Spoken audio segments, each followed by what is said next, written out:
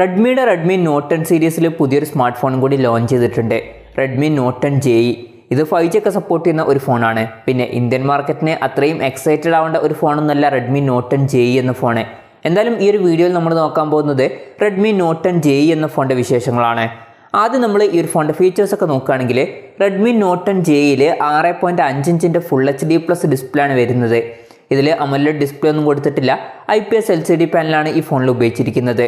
പിന്നെ ഈ ഫോണിൽ 90 ഹെർട്സിൻ്റെ റിഫ്രഷ് റേറ്റ് സപ്പോർട്ട് ചെയ്യുന്നുണ്ട്. അഡാപ്റ്റീവ് സിങ്ക് റിഫ്രഷ് റേറ്റ് എന്നുള്ള ഫീച്ചറും ഈ ഫോണിൽ സപ്പോർട്ട് ചെയ്യുന്നുണ്ട്. അതായത് ഫോണിൽ പ്ലേ ചെയ്യുന്ന കണ്ടൻസിനനുസരിച്ചിട്ട് റിഫ്രഷ് റേറ്റ് ചേഞ്ച് ആവും. പിന്നെ ഈ ഫോണിൽ പഞ്ചോൾ ഡിസ്പ്ലേ ആണ് വരുന്നത്. പഞ്ചോൾ വരുന്നത് ടോപ്പ് സെൻറ്റർ ഭാഗത്തായിട്ടാണ്. അപ്പോൾ ഡിസ്പ്ലേ നമ്മൾ മൊത്തത്തിൽ നോക്കുകയാണെന്നുണ്ടെങ്കിൽ മുമ്പ് ഇന്ത്യയിൽ ലോഞ്ച് ചെയ്തിട്ടുള്ള റെഡ്മി നോട്ട് 10 T5G അതുപോലെ തന്നെ പോക്കോ M3 Pro ഇതുപോലുള്ള ഫോണുകളിലൊക്കെ കണ്ടിട്ടുള്ള അതേ സെയിം ഡിസ്പ്ലേ തന്നെയാണ് ഇവിടെയും വരുന്നത്. പിന്നെ ഈ ഫോണിൻ്റെ ഫിംഗർ പ്രിൻറ്റ് സെൻസർ വരുന്നത് ഫോണിൻ്റെ സൈഡിൽ പവർ ബട്ടണിൽ ഇൻറ്റഗ്രേറ്റ് ചെയ്തിട്ടാണ്. ഈ ഫോണിൻ്റെ വെയിറ്റ് വരുന്നത് ഏകദേശം 200 ഗ്രാമാണ്. അതുപോലെ തന്നെ തിക്നെസ് വരുന്നത് 9 mm ആണ്. പിന്നെ ഈ ഫോണിൻ്റെ 2 കളർ വേരിയൻസ് ഇപ്പോൾ ലോഞ്ച് ചെയ്തിട്ടുണ്ട്. ഗ്രാഫൈറ്റ് ഗ്രേയും അതുപോലെ തന്നെ ക്രോം സിൽവറും. പിന്നെ എടുത്തു പറയേണ്ട ഒരു കാര്യം, ഈ ഫോണിൽ IP68 റേറ്റിംഗ് സപ്പോർട്ട് ചെയ്യുന്നുണ്ട്. അതായത് ഈ ഫോൺ വാട്ടർ റെസിസ്റ്റൻറ്റും അതുപോലെ തന്നെ ഡസ്റ്റ് റെസിസ്റ്റൻറ്റുമാണ്. ഈ ഒരു ഫീച്ചർ നമ്മൾ റെഡ്മി നോട്ട് 10 സീരീസിൽ വരുന്ന മറ്റ് ഫോണുകളിൽ കണ്ടിട്ടില്ല. പിന്നെ പ്രോസസ്സറിൻ്റെ കാര്യം പറയുകയാണെങ്കിൽ റെഡ്മി നോട്ട് 10 JE എന്ന ഫോണിൽ സ്നാപ്ഡ്രാഗൺ 480 എന്ന പ്രോസസ്സറാണ് വരുന്നത്. നോട്ട് 10 T5G എന്ന ഫോണിൽ മീഡിയാടെക്കിൻ്റെ ഡിമെൻസിറ്റി 700 എന്ന പ്രോസസ്സറായിരുന്നു വന്നിട്ടുണ്ടായിരുന്നത്. അത് മാറ്റിയിട്ട് ഈ ഫോണിൽ സ്നാപ്ഡ്രാഗൻ്റെ പ്രോസസ്സർ ആക്കിയിട്ടുണ്ട്. ഇതിൽ 5G ഒക്കെ സപ്പോർട്ട് ചെയ്യുന്നുണ്ട്.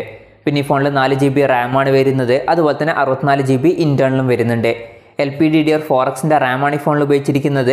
അതുപോലെ തന്നെ ഈ ഫോണിൽ UFS 2.2 സ്റ്റോറേജ് ടൈപ്പും വരുന്നുണ്ട്. മെമ്മറി എക്സ്പാൻഡ് ചെയ്യണമെന്നുണ്ടെങ്കിൽ ഈ ഫോണിൽ മെമ്മറി കാർഡ് സ്ലോട്ട് കൊടുത്തിട്ടുണ്ട്. ഈ ഫോണിൽ IR ബ്ലാസ്റ്റർ എന്നുള്ള ഫീച്ചർ വരുന്നുണ്ട്. പിന്നെ ഈ ഫോണിൽ ഡ്യുവൽ സ്റ്റീരിയോ സ്പീക്കേഴ്സ് നമുക്ക് ലഭിക്കില്ല. സിംഗിൾ സ്പീക്കറുമായിട്ടായിരിക്കും ഈ ഫോൺ വരിക. ഈ ഫോണിൽ 3.5 mm ഓഡിയോ ജാക്ക് കൊടുത്തിട്ടുണ്ട്. പിന്നെ ആൻഡ്രോയിഡ് 11 ബേസ് ആയിട്ടുള്ള MIUI 12.5 സോഫ്റ്റ്വെയറുമായിട്ടാണ് ഈ ഒരു ഫോൺ വരുന്നത്. ക്യാമറയുടെ കാര്യം പറയുകയാണെങ്കിൽ ഫോണിൻ്റെ പിന്നിൽ ട്രിപ്പിൾ ക്യാമറ സെറ്റപ്പാണ് വരുന്നത്. 48 മെഗാപിക്സലിൻ്റെ f1.79 അപ്പേഴ്സിൽ വരുന്ന മെയിൻ ക്യാമറ സെൻസറാണ് ഈ ഫോണിൽ വരുന്നത്. പിന്നെ 2 മെഗാപിക്സലിൻ്റെ f2.4 അപ്പേഴ്സിൽ വരുന്ന മാക്രോ ലെൻസും അതുപോലെ തന്നെ 2 മെഗാപിക്സലിൻ്റെ f2.4 അപ്പേഴ്സിൽ വരുന്ന ഡെപ്ത് സെൻസറും വരുന്നുണ്ട്. ഇവിടെ ശ്രദ്ധിക്കേണ്ട ഒരു കാര്യം, ഈ ഫോണിൽ അൾട്രാ വൈഡ് ആംഗിൾ ലെൻസ് ഒന്നും കൊടുത്തിട്ടില്ല. പിന്നെ ഫ്രണ്ടിൽ 8 മെഗാപിക്സലിൻ്റെ f2.0 അപ്പേഴ്സിൽ വരുന്ന സെൽഫി ക്യാമറ ആണ് വരുന്നത്.